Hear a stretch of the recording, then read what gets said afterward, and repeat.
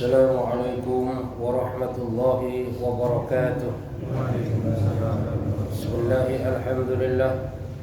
Wala hawla wala quwwata illa billahil aliyyil azim. Ashhadu an la ilaha illallah wahdahu la sharika lah. Wa ashhadu anna Muhammadan abduhu wa rasuluh la nabiyya ba'dah. Allahumma salli wa sallim wa barik ala sayyidina Muhammadin wa ala alihi wa sahbihi ajma'in, amma ba'du. Yang kami hormati para ulama, para ustaz, hadirin hadirat, bapak-bapak, ibu-ibu yang dimuliakan Allah Subhanahu wa taala. Alhamdulillah, Allah Subhanahu wa taala masih memberikan kesempatan kepada kita, masih memberikan kekuatan kepada kita, masih memberikan kemudahan kepada kita, sehingga kita masih bisa melaksanakan salat maghrib secara berjamaah. Kita lanjutkan dengan majelis taklim. Ini semata-mata karena hidayah dan kekuatan daripada Allah Subhanahu wa taala. Maka mudah-mudahan seluruh ibadah yang dilakukan diterima oleh Allah Subhanahu wa taala, menjadi sebab dosa kita diampuni oleh Allah, menjadi sebab dosa orang tua kita, mertua kita, keluarga kita, guru-guru kita, orang kampung kita, bahkan umat seluruh alam diampuni oleh Allah, menjadi sebab selamat daripada api neraka dan masuk surga tanpa dihisab oleh Allah Subhanahu wa taala. Kita lanjutkan kajian kita. Bismillahirrahmanirrahim. Qala al-musannif rahimakumullah. Jaa rajulun ila an-nabi sallallahu alaihi wasallam faqala mata qiyamus sa'ah. Suatu ketika datanglah seorang laki-laki kepada Rasulullah sallallahu alaihi wasallam. Kemudian laki-laki bertanya kepada Rasul, mata qiyamus sa'ah? Ya Rasul, kira-kira kapan terjadinya hari kiamat?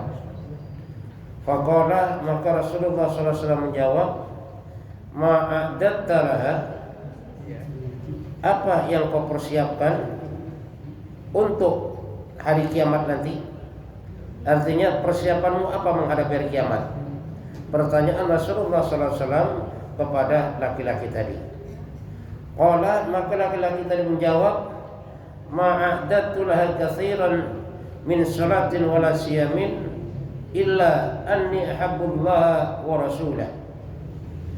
Jawab daripada laki-laki tadi, ya Rasul, saya tidak punya persiapan banyak, termasuk salat saya biasa saja, puasa saya biasa saja, bahkan ibadah-ibadah yang lain itu juga biasa saja ya Rasul. Gak cuman sesungguhnya saya ini mencintai Allah Subhanahu wa taala dan Rasulnya, dan itulah yang saya jadikan sebagai persiapan untuk datangnya hari kiamat ya Rasul. Faqala Nabi sallallahu alaihi wasallam, maka Rasulullah sallallahu alaihi wasallam menjawab, al-mar'u ma'a man ahabba wa anta ma'a man ahbabta. Makanya jawab Rasulullah SAW, bahwasanya seseorang ini akan bersama dengan orang yang dicintai, dan kamu juga bersama dengan siapa yang kamu cintai. Ini jawab Rasulullah SAW di saat ada seorang laki-laki yang bertanya tentang kapan terjadinya hari kiamat. Maka balik ditanya oleh Rasul, apa persiapanmu tentang hari kiamat nanti? Maka jawabnya, saya tidak banyak sholat, enggak banyak puasa, enggak banyak ibadah yang lain, bahkan biasa-biasa saja. Cuma modal saya ya Rasul, kalau bahasa kita, mencintai Allah dan Rasulnya. Maka jawab Rasulullah SAW, seseorang akan dikumpulkan bersama orang yang dicintai, dan kamu pun akan bersama dengan orang yang kamu cintai. Ini jawab Rasulullah SAW. Artinya apa? Artinya di sini pemuda tadi menekankan bekalnya cinta kepada Allah dan Rasul. Karena cinta ini punya pengaruh dalam kehidupan kita. Jadi siapa yang kita cintai, maka bersama itu pula kita besok akan bareng. Kalau kita cinta kepada Allah, maka akan bertemu dengan Allah dengan ridhonya. Kita cinta kepada Rasul, maka kita akan bersama Rasulullah sallallahu alaihi wasallam. Cuman kalau kita bicara masalah cinta, cinta ini Pak, Bu, bukan hanya cukup diucapkan, tapi cinta ini harus wujud dalam perbuatan. Jadi cinta ini nggak cukup hanya diucapkan, tapi cinta ini harus wujud dalam perbuatan. Itu baru cintanya benar. Artinya apa? Kalau kita cinta kepada Allah Subhanahu wa taala, maka kita harus laksanakan perintah Allah. Kita cinta kepada Rasul, ya kita ikut Rasul. Karena yang namanya cinta itu perlu daripada yang namanya pengorbanan. Makanya semakin seseorang berkorban, maka akan semakin datang rasa cintanya. Semakin dia tidak mau berkorban, maka akan semakin tipis rasa cintanya. Kepada apa saja. Jadi semakin kita berkorban, semakin mendatangkan rasa cinta. Kenapa? Karena cinta itu perlu daripada yang namanya pengorbanan. Makanya kalau orang sudah cintanya melekat, maka korban apa saja siap. Bahkan kalau dalam peribahasa itu kan, kalau cinta sudah melekat, tai kucingku terasa coklat. Wah, ini udah hebat banget nih. Ya. Kalau udah tai kucing terasa coklat, ini nggak main-main cintanya ini. Nah, kalau sudah ada cinta yang semacam ini dalam diri kita, maka kita siap melaksanakan apa saja. Korban semakin kuat untuk yang dicintainya. Ya contoh gini aja. Biasanya kalau ada seorang pemuda mencintai pemudi, masih cinta-cintanya. Kalau zaman sekarang kan ada WA, yang dicintai minta tolong, Mas tolong beliin bakso ya kecililitan misalnya kan. Ini dalam keadaan hujan, lebat, petir menyambar. Lah karena dia cinta, jalan ya Pak. Walaupun hujan gak masalah, jalan dia. Untuk apa? Untuk yang dicintai. Tapi giliran sudah jadi istrinya misalnya kan, suruh Kak ngambilin air ke dapur aja gak mau kadang-kadang. Kenapa? Cintanya sudah mulai luntur. Itulah kekuatan cinta, sangat luar biasa. Dan cinta itu perlu datangnya pengorbanan. Ini ada satu kisah. Dulu ada putri raja yang sedang mencari suami.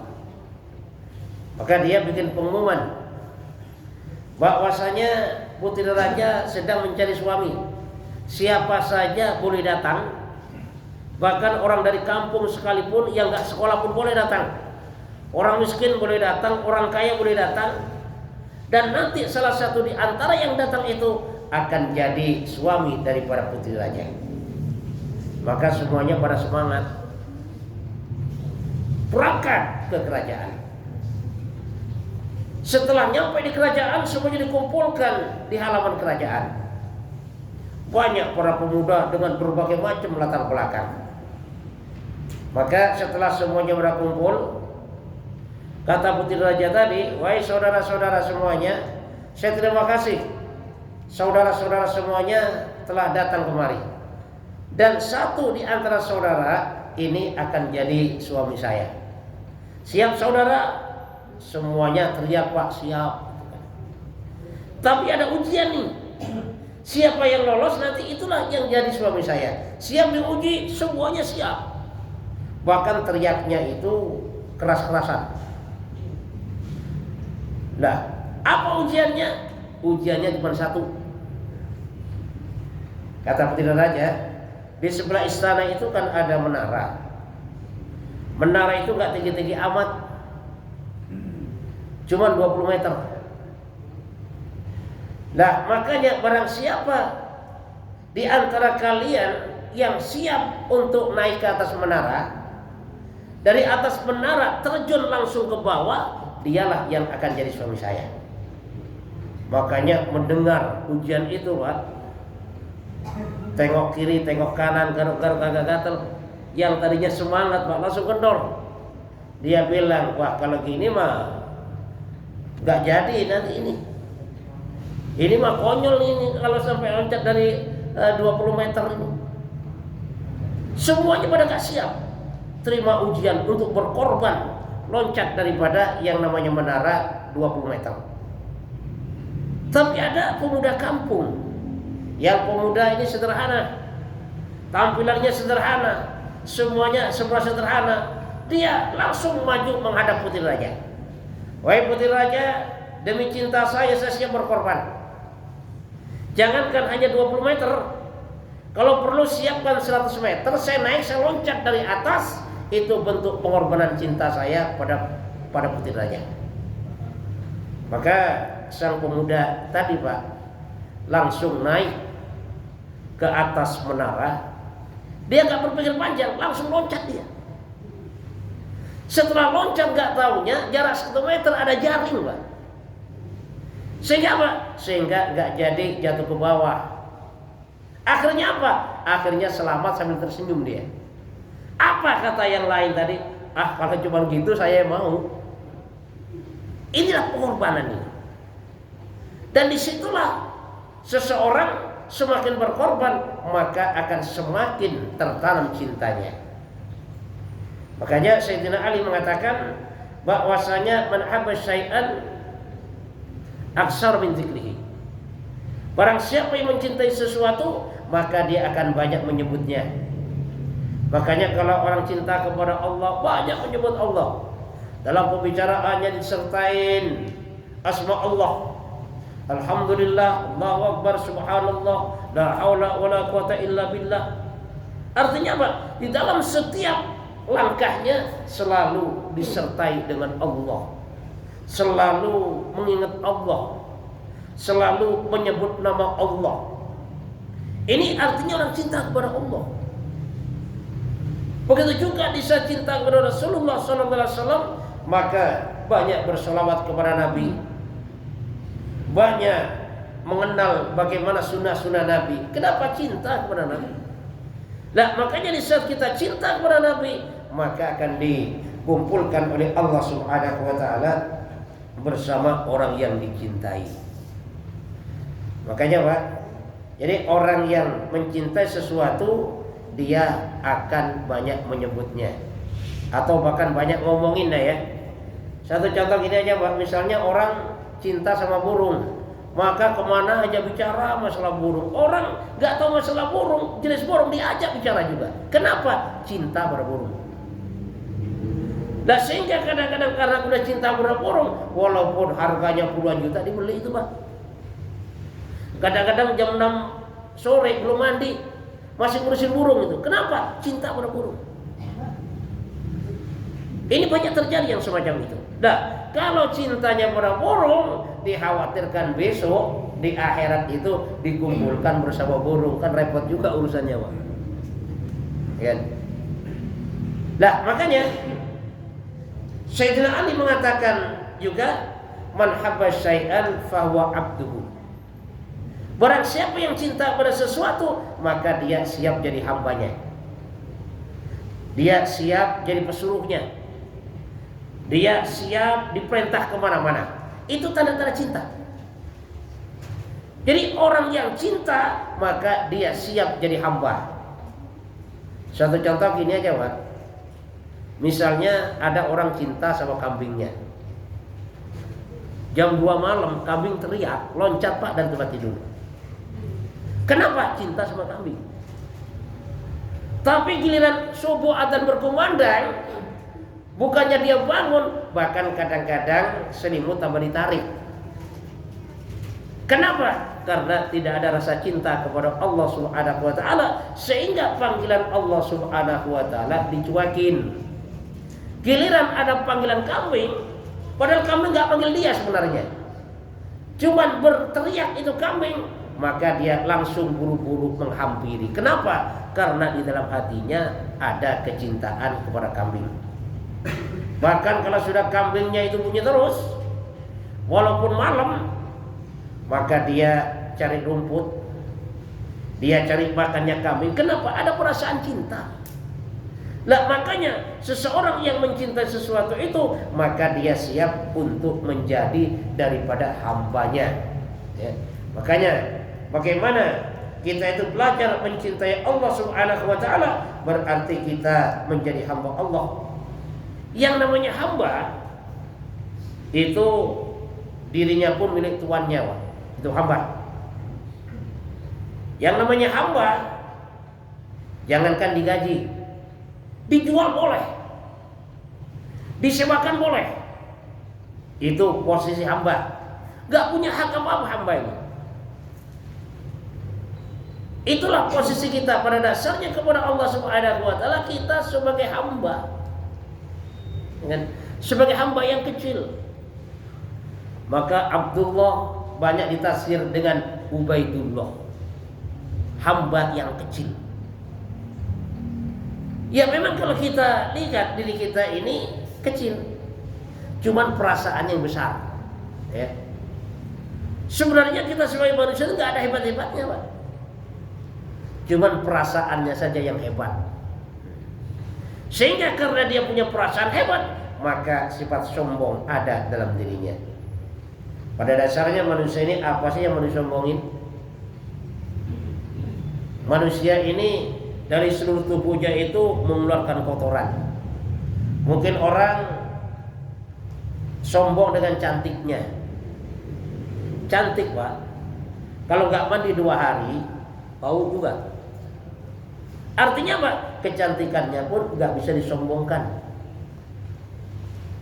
Setiap lubang daripada diri manusia itu mengeluarkan daripada kotoran. Mata ngeluarin kotoran yang namanya belek. Hidung ngeluarin kotoran yang namanya ingus. Kuping ngeluarin kotoran. Mulut ngeluarin kotoran. Bahkan pori-pori kita sekalipun itu pun juga mengeluarkan kotoran. Artinya apa? Artinya sebagai manusia itu sangat gak pantas kalau sampai dia mengaku hamba Allah tapi ternyata tidak melaksanakan daripada perintah Allah Subhanahu wa taala.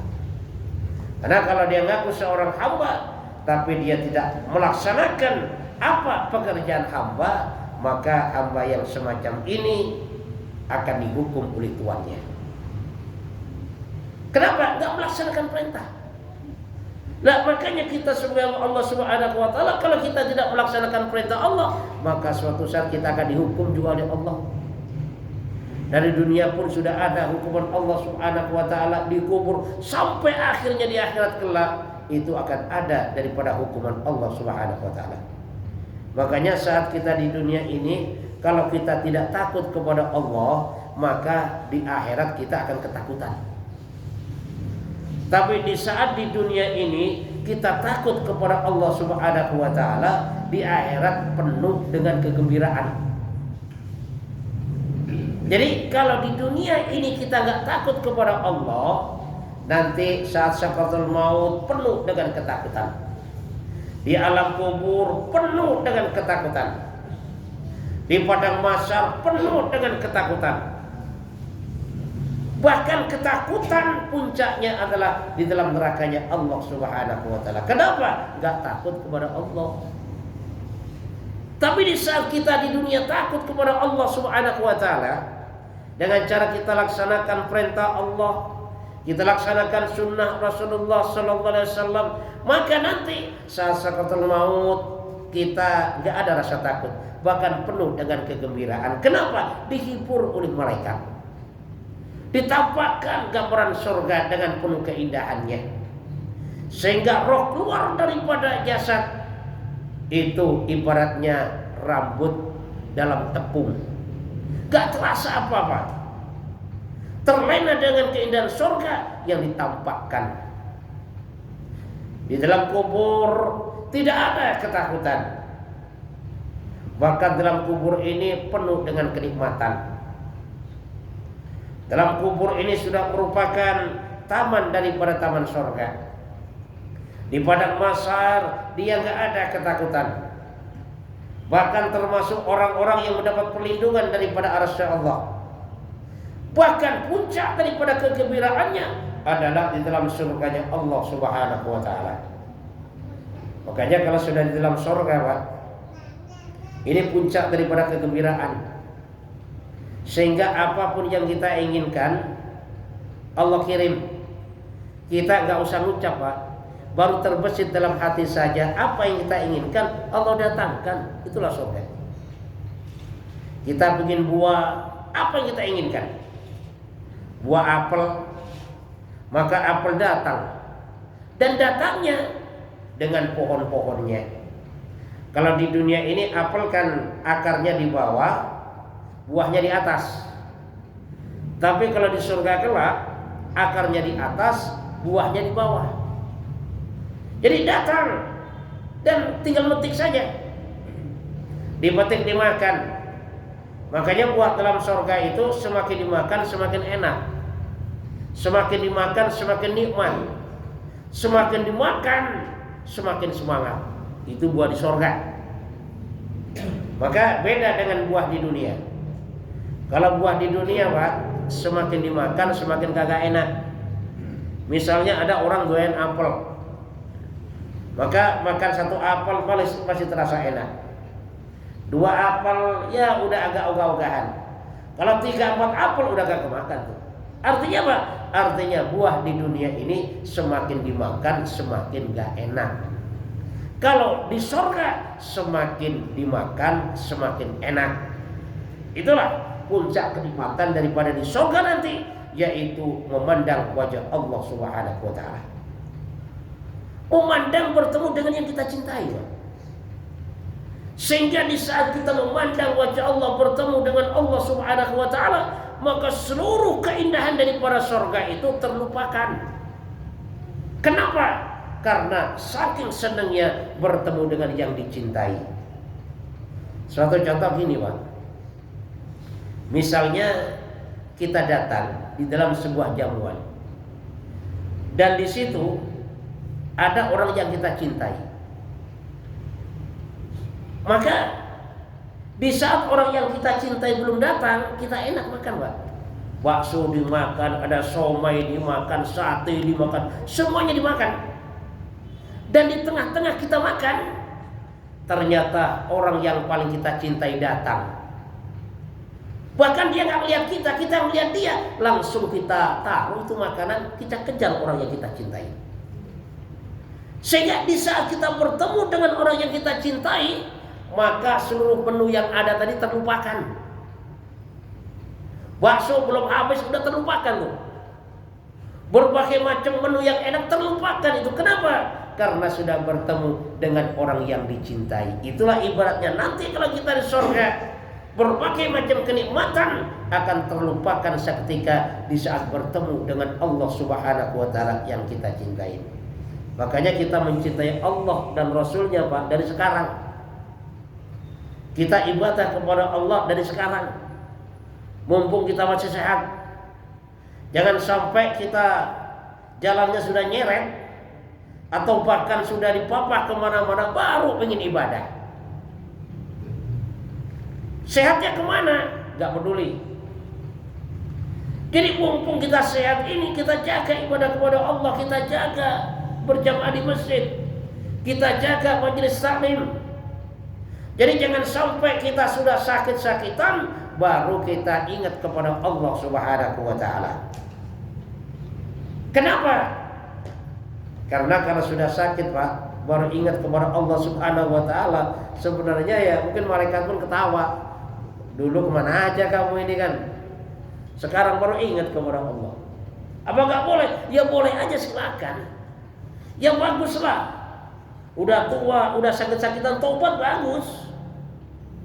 Kenapa? Karena ada juga orang yang sudah sakit-sakitan, udah tua kagak mau tobat tuh. Jadi dipikirin dunia terus dipikirin.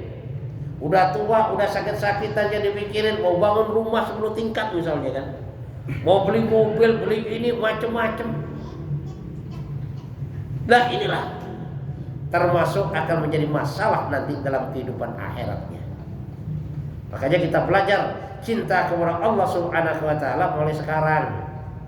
Mulai kita masih sehat, kita jaga perintah Allah Subhanahu wa taala, kita jaga sunnah Rasulullah sallallahu alaihi wasallam, dengan harapan kita besok akan digolongkan, akan dikumpulkan oleh Allah Subhanahu wa taala bersama orang-orang yang kita cintai. Jadi kita cinta kepada Allah, kita cinta kepada Rasulullah, itu pada dasarnya merupakan satu persiapan untuk menghadapi daripada yang namanya hari kiamat. Karena yang namanya hari kiamat, Pak, ini pasti akan terjadi. Kapan? Itu orang nggak tahu. Bahkan Rasulullah pun nggak tahu kapan hari kiamat. Tapi yang jelas hari kiamat jatuhnya hari Jumat. Karena kalau sudah hari kiamat nanti udah nggak ada lagi orang beriman. Makanya Rasulullah SAW sampaikan bahwasanya la taqumu sa'atu hatta la yaqula fil ardi Allah Allah, bahwasanya tidak akan terjadi hari kiamat sampai akhirnya di dunia ini tidak ada orang yang mengucapkan Allah Allah, artinya sudah tidak ada lagi orang beriman kepada Allah Subhanahu wa taala. Makanya seburuk-buruk manusia ini manusia yang menemui hari kiamat. Makanya Pak, kalau kita doa panjang umur, maka kasih batasan juga, ya Allah panjangkan umurku ya Allah untuk taat kepadamu. Kenapa? Karena kalau kita doa ya Allah panjangkan umur, yang dikabulkan oleh Allah panjang umur kita sampai nemuin hari kiamat, berarti kita seburuk-buruk manusia. Karena orang yang menemui hari kiamat itu seburuk-buruk daripada manusia. Pada saat itu nggak ada lagi orang beriman, nggak ada orang baik, semuanya orang buruk. Kalau sudah nemuin daripada hari kiamat.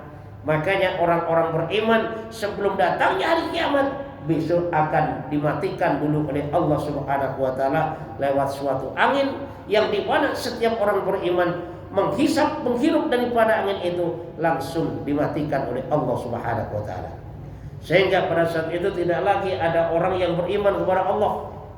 Kehidupan manusia udah layaknya seperti binatang, atau bahkan lebih ganas daripada binatang. Perzinahan di mana-mana, bahkan berzina pinggir jalan sudah biasa. Besok di akhir zaman menjelang hari kiamat orang berzina di sekeliling Ka'bah. Ka'bah bukan tawaf tapi dikelilingi orang-orang berzina. Makanya besok kalau sudah menjelang kiamat, berzina bapak sama anak gadisnya itu biasa. Ibu sama anak lakinya itu sudah biasa berzina. Nanti kalau sudah menjelang daripada yang namanya hari kiamat, makanya orang-orang beriman tidak akan menemui daripada yang namanya hari kiamat. Mudah-mudahan Allah Subhanahu wa taala berikan kepahaman kepada kita, semakin hari semakin taat kepada Allah Subhanahu wa taala. Mudah-mudahan Allah Subhanahu wa taala istiqomahkan kita dalam kebaikan. Mudah-mudahan Allah Subhanahu wa taala berikan kita husnul khatimah. Mudah-mudahan kita masih punya masalah kita diselesaikan oleh Allah. Kita masih punya hutang, mudah-mudahan hutang kita diselesaikan oleh Allah. Mudah-mudahan anak cucu kita menjadi anak soleh dan solehah. Mudah-mudahan saudara kita, orang tua kita, guru-guru kita yang sudah meninggal dunia diampuni dosanya oleh Allah.